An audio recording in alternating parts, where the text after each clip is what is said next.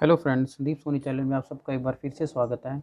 तो फ्रेंड्स, आज हमारा जो लीनियर जीके का है, जो सेट नंबर 13, वो है हमारा टॉपिक है जो ब्रह्मांड के बारे में है। ब्रह्मांड यानी द यूनिवर्स के बारे में। इसके बारे में हम पढ़ लेते हैं। क्या कहता है फर्स्ट क्वेश्चन, पृथ्वी को घेरने वाला आकाश है, जो पृथ्वी को चारों तरफ आकाश है, उसका क्या नाम दिया गया है? उसका नाम दिया गया है ब्रह्मांड। ठीक है, जिसमें हमारे क्या आते हैं, जिसमें हमारे सारे प्लैनेट आते हैं, सन आते हैं, सूर्य आते हैं। सूर्य का मतलब एक तारा है, तो मैंने इसलिए कहा बहुत सारे स्टार्स इसमें आते हैं, कमिट्स होते हैं, धूमकेतु, एस्ट्रॉइड्स होते हैं, जो क्षुद्र ग्रह होते हैं, वो सारे के सारे इसके अंदर आते हैं। यूनिवर्स यानी ब्रह्मांड से संबंधित अध्ययन को क्या कहते हैं? यदि हम ब्रह्मांड का अध्ययन करते हैं तो उसको वन वर्ड में क्या कहेंगे? ब्रह्मांड विज्ञान, यानी कॉस्मोलॉजी इंग्लिश में हो जाएगा इसका वर्ड। इंग्लिश के लिए भी इंपॉर्टेंट है कॉस्मोलॉजी, वन वर्ड सब्स्टिट्यूशन भी हमारा बन गया, जो कि हमारा साइड बाय साइड प्लेलिस्ट में आप देख सकते हो, सर्च कर सकते हो। ब्रह्मांड का लगातार प्रसार, प्रसार का मतलब होता है बढ़ना या विस्तार होना, बढ़ना। ब्रह्मांड का लगातार बढ़ना, इस घटना को क्या कहा गया था? जब ब्रह्मांड हमारा बना था तो वो लगातार बढ़ रहा था, एक्सपेंड हो रहा था, तो इस बात को क्या गया था? इस बात को कहा गया था बिग बैंग। बिग बैंग इसको कहा गया था। ब्रह्मांड की उत्पत्ति के संबंध में जो बिग बैंग की है, उसका सिद्धांत किसने दिया था? सबसे पहले किसने बताया था बिग बिग बैंग ऐसा हुआ था? जो जॉर्ज लेमिंटर ने 1927 में यानी 1927 में दिया था, जॉर्ज लेमिंटन। ब्रह्मांड की आयु कितनी आंकी गई है, कितनी बताई गई है? 13 बिलियन वर्ष। 13 बिलियन वर्ष, और बिलियन बहुत बड़ी एक वो होती है फ्रेंड्स इक्वेशन, क्योंकि 1 बिलियन में, याद रखना ये भी कंसेप्ट आप, 1 बिलियन में 1000 मिलियंस होते हैं, या फिर हम कह सकते हैं 100 करोड़, 100 करोड़ के इक्वल होता है, या फिर मैं कह सकता हूँ 1 billion is equal to 10,000 lakhs के इक्वल भी होता है। ठीक है, ये सारी बातें आपको टर्म्स याद होनी चाहिए। ब्रह्मांड में विस्फोटी तारा के नाम से कौन सा तारा प्रसिद्ध है या फेमस है? ब्रह्मांड में विस्फोटी तारा, जिसमें ज़्यादातर विस्फोट होते रहते हैं, तो अभिनव तारा है, सुपरनोवा तारा। फ्रेंड्स एक बात और, जो सूर्य है वो हमारा कोई ग्रह नहीं है, प्लैनेट नहीं है, वो भी एक तारे का रूप है। ठीक है, उसके अंदर भी बहुत सारे हमें पता भी, नाभिक संलयन जो प्रक्रिया होते हैं, नाभिक जो न्यूक्लियर फ्यूजन होती है, वो भी सन के अंदर होते हैं। तो अभिनव तारा, सुपरनोवा तारा, वो किसके अंदर होता है? ब्रह्मांड में, इसके अंदर होता है। ब्रह्मांड का व्यास कितना है? व्यास का मतलब क्या होता है? डायामीटर। तो डायामीटर अगर हम पूछने लग जाए तो ब्रह्मांड का विस्तार कितना है, कितने डायमीटर तक है? 10 की पावर 8 प्रकाश वर्ष। ये प्रकाश वर्ष एक नया टर्म है, नहीं, ये बात को समझ लेना। प्रकाश वर्ष का मतलब मैंने पहले ही बता चुका हूँ, लाइट ईयर है। लाइट ईयर का मतलब होता है जब लाइट एक साल में कितनी डिस्टेंस ट्रैवल करती है।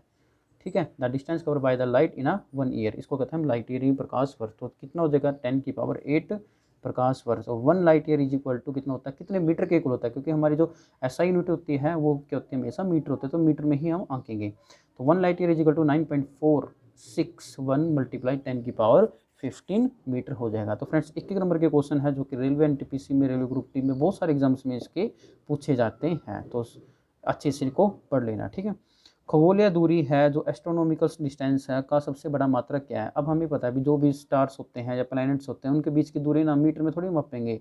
चल ठीक है, हम किलोमीटर तक भी कुछ हद तक माप सकते हैं, लेकिन हमने तो ये देख लिया भी सूरज और जो चांद, सूरज और पृथ्वी है, उसके बीच की दूरी कितनी है? लगभग 15 करोड़ किलोमीटर है, तो किलोमीटर में माप लिया। लेकिन ऐसे ऐसे भी होते हैं जो कई अरबों खरबों किलोमीटर तक होते हैं, तो ऐसे में हम किलोमीटर या मीटर में नहीं मापेंगे। उनको हम किस में मापते हैं? जो सबसे बड़ी यूनिट्स होते हैं, जैसे लाइट ईयर हो गया।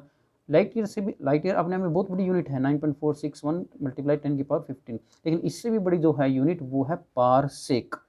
तो खगोलीय दूरी का जो सबसे बड़ा मात्रक है वो कौन सा है? पारसेक। और पारसेक कितने के इक्वल होता है? 1 parsec is equal to 3.8086 multiply 10 की पावर 16। ये कितना है फ्रेंड्स? 16। हाँ, 6 चाहिए, तो 16 मीटर है ये इतना।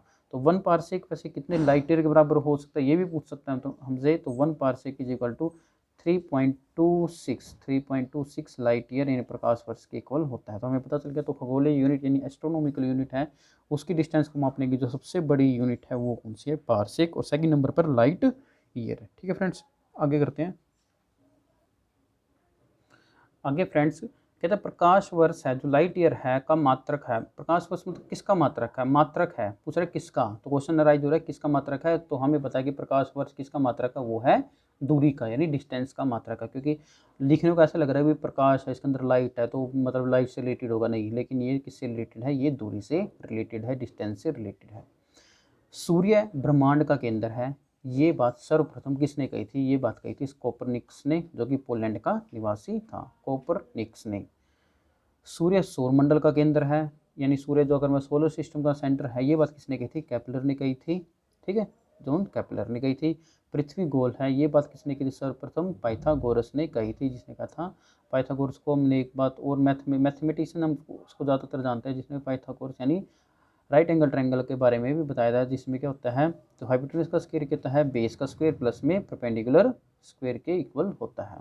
तारों के समूह को हम क्या कहते हैं? The group of the stars को हम क्या कहते हैं? तारा मंडल, यानी प्लेनेटेरियम भी हम इसको इंग्लिश में कहते हैं, प्लेनेटेरियम या तारा मंडल। हमारी आकाशगंगा का क्या नाम है? हमारी आकाशगंगा का क्या नाम है? जिसमें एक सूर्य है, सूरज है, यानी एक तारा है, बहुत सारे प्लैनेट्स है, तो हमारे आकाशगंगा का नाम है मंदाकिनी। और हमारे ब्रह्मांड के अंदर बहुत सारी आकाशगंगाएं हैं, याद रखना, हमारे आकाशगंगा का क्या नाम है? मंदाकिनी।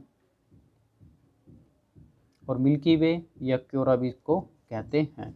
मंदाकिनी की आकृति कैसी है? यानी हमारी मंदाकिनी है, आकाशगंगा, उसकी आकृति किस हिसाब से, किस के आकार की है? वो थोड़ी ऐसी राउंडेड में है, ऐसे थोड़ी सी इस हिसाब से सर्पिल आकार की है, जैसे स्पाइरल होता है ना, स्पाइरल स्पाइरल बाइंडिंग कर देते हैं, लाइक इस बुक के ऊपर हो रही है स्पाइरल बाइंडिंग ऐसे करके साइड में, तो सर्पिल आकार की है। ठीक है फ्रेंड्स, तो ये थी हमारी आज की जो फर्स्ट पार्ट हमारा ब्रह्मांड के बारे में। अगर आपको समझ में आया है तो चैनल को लाइक और सब्सक्राइब करना मत भूलना। मिलते हैं नेक्स्ट वीडियो में, तब तक के लिए बाय।